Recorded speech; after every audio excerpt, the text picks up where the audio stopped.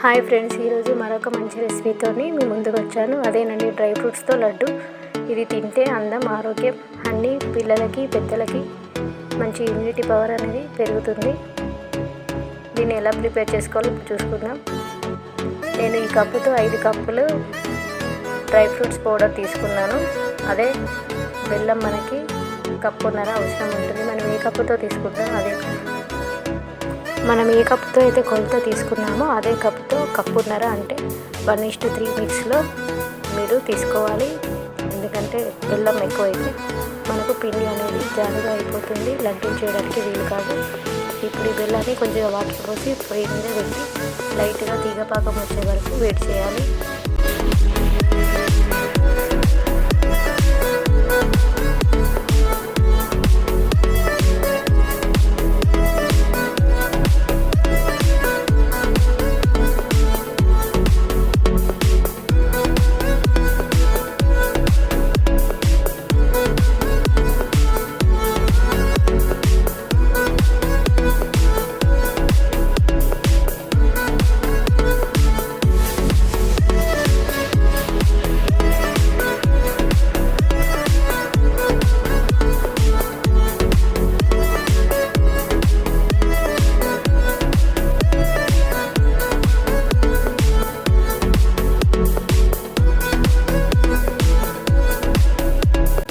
Dry fruits powder mix చేసేటప్పుడు ఆ పౌడర్లో కొద్దిగా పల్లి పొడి, ఉడక పొడి అవసరమైతే మీకు ఇష్టం ఉంటే యాడ్ చేసుకోండి. ఎందుకంటే పంప్కిన్ సీడ్స్, సన్ఫ్లవర్ సీడ్స్ కొంచెం ఉంటాయి, కొంచెం పిల్లలు తినడానికి ఇష్టపడరు.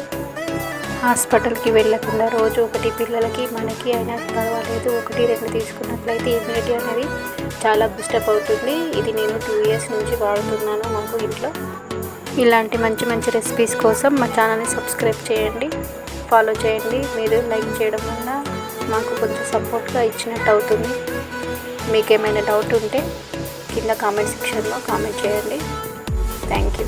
Subscribe my channel.